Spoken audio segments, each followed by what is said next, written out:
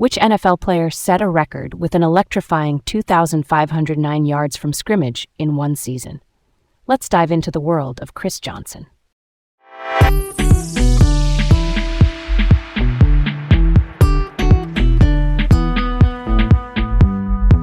Hey, I'm Garrett, feeling pumped today and ready to talk about one of football's fastest. And I'm Leah, super excited to explore this thrilling topic with you. Welcome to Laid Back Learning with Leah and Garrett. Today's topic is Chris Johnson, the NFL running back known for unmatched speed and a record-breaking run in the late 2000s. I remember watching that 94-yard Monday Night Football rush against the Jets. It was like watching a track star in pads.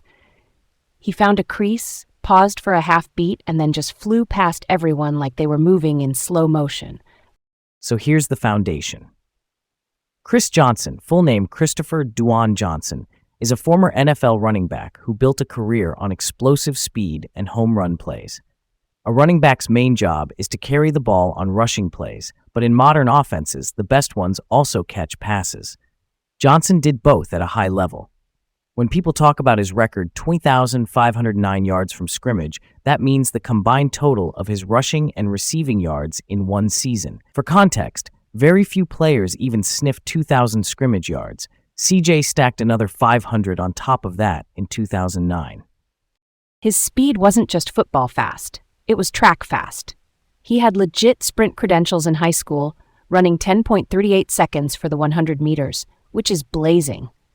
At the NFL Scouting Combine, which is the league's big annual testing event for prospects, he ran the 40-yard dash in 4.24 seconds.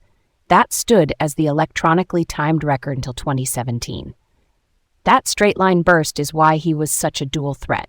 Screens and angle routes through the middle looked harmless at first, and then he'd turn a small window into a huge gain before defenders could reset their angles. Let's rewind to his early days.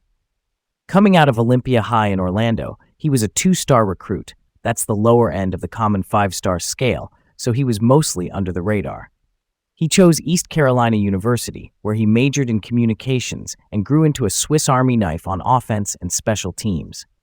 All-purpose yards, which combine rushing, receiving, and return yards, piled up quickly for him.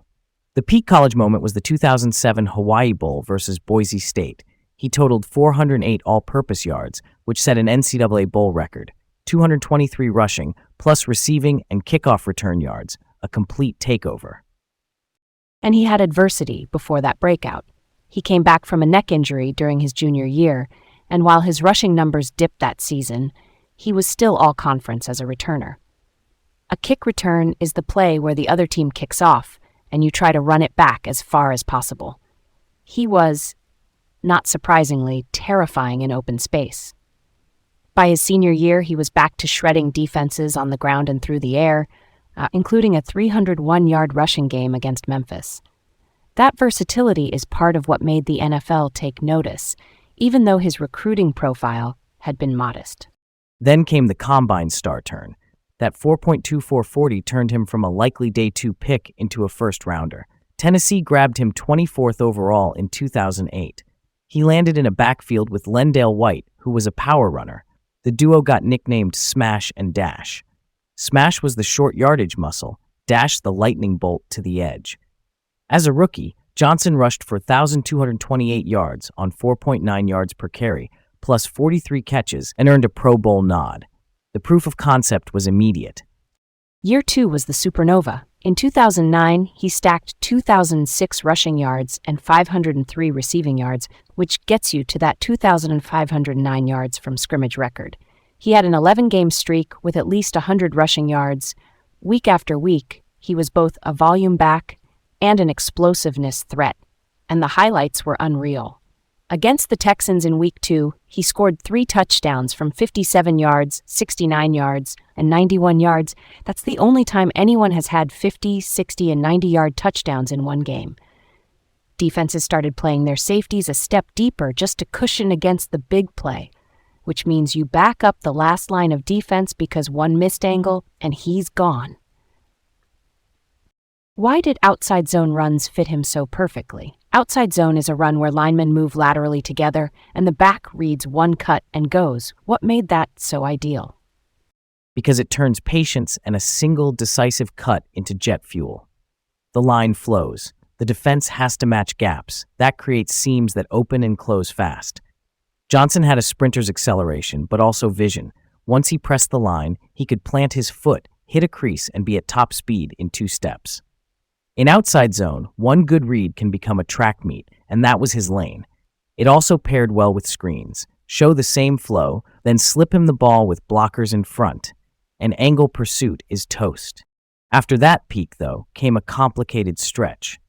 In 2011, he held out during the preseason while negotiating, and he signed a 4-year, $53.5 million extension with $30 million guaranteed. That was a market-shaping deal for running backs. Production dipped some under offensive coordinator Chris Palmer, who favored a more pass-leaning approach, but Johnson still posted another 1,000-yard season.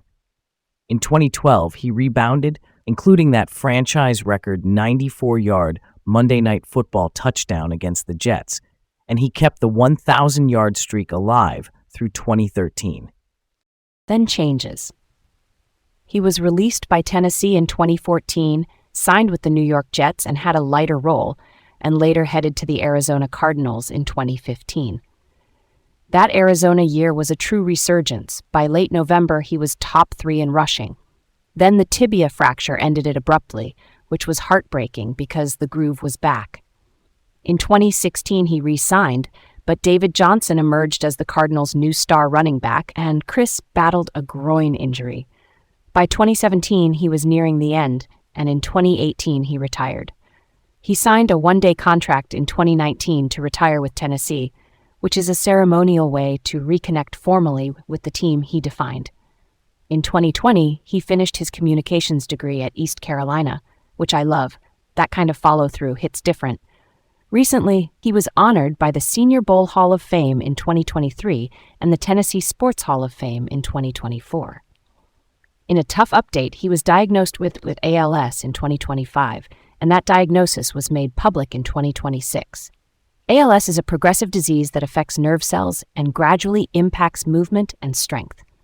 Real talk, that's heavy. It adds a very human layer to a career we mostly remember for speed and joy. Here's a question I've been turning over. Was that 2009 season truly one of the best ever for a running back? I lean yes. He led the league with 2,006 rushing yards on 5.6 yards per carry, caught enough passes to set the all-time scrimmage record, and logged those 11 straight 100-yard games. He did it with volume and breakaway plays. He stressed defenses horizontally and vertically. If you stack it against any era, that blend of consistency and explosives is rare. For me, it's right at or near the top. I'm with you on the awe factor, but I want to test the frame a little. When people compare the best seasons, they bring up Eric Dickerson's 1984, O.J. Simpson's 1973, Terrell Davis in 1998, and Adrian Peterson in 2012. Some analysts use efficiency metrics to sort them. Efficiency, in plain terms, asks what you did on each play versus what an average player would be expected to do in that situation. You'll hear acronyms like EPA, which is expected points added per play, and DVOA, which grades value over average after adjusting for situation and opponent. Strength of schedule matters too, who you faced and how good their defenses were. So I'd say it's clearly elite, but precise ordering probably depends on which lens you use. Why doesn't yards per carry settle it? If he had 5.6 per carry, that's a big number. Shouldn't that close the case? It helps, but it doesn't end the debate. Yards per carry can be skewed by long runs. With Johnson, those long runs are part of the value, but you also want to weigh down-to-down reliability, usage against stacked boxes, and how much receiving you added. He contributed a lot as a receiver. You also look at game scripts. Did you run late with a lead, or were you facing obvious rundowns? If you blend volume, efficiency, receiving, and how defenses distorted themselves to stop him, 2009 checks every box for me. Methodology differences will nudge the ranking, but it's on the very short list. That's fair. However you slice it, it lives in the tiny cluster of greatest single-season RB performances. I think that's the sweet spot of agreement. Culturally, the CJ2K nickname stuck everywhere. It's catchy shorthand for that 2,000-yard milestone. The Smash and Dash label from 2008 had a whole vibe too. His 4.24 combine time became a reference point every March. He tied the electronically timed record set by Rondell Menendez, a wide receiver from Western Kentucky, and then John Ross, a Washington wide receiver, broke it in 2017 with a 4.22. Plus, that 94-yard Monday night run keeps popping up in highlight reels. It's the visual definition of acceleration. What if he hadn't fractured his tibia in 2015? He was top 3 in rushing late into November. The runway was there for 1,200-plus yards. Arizona had a balanced offense that year, and he gave them rhythm and chunk plays. Without the injury, he likely clears 1,000 and changes how teams view him in free agency the next spring. Maybe that leads to a stronger multi-year deal or a defined starting role. He finished with 9,651 career rushing yards, which is just a few hundred short of the 10,000 milestone. A healthy finish in 2015 alone could have pushed him past it. Totally.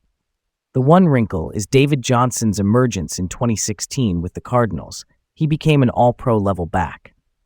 But if Chris had stacked a full, healthy 2015, he might have had leverage to land a lead role someplace else. Teams still valued proven veterans who could hit home runs. Another 1,000-yard season would have reshaped his late career narrative, maybe added a Pro Bowl alternate nod again, and nudged his Hall of Fame conversations a bit louder. It also could have added a second life to his market value. Running back markets can be volatile, but recent production still talks. Either way, that stretch showed there was gas in the tank. The what if doesn't erase what happened, but it highlights how thin the margins are. One injury can flip a chapter. It gives his story another layer of resilience and, honestly, perspective. And that's a wrap. Thanks for tuning in. Stay curious, everyone. Catch you next time on Laid Back Learning.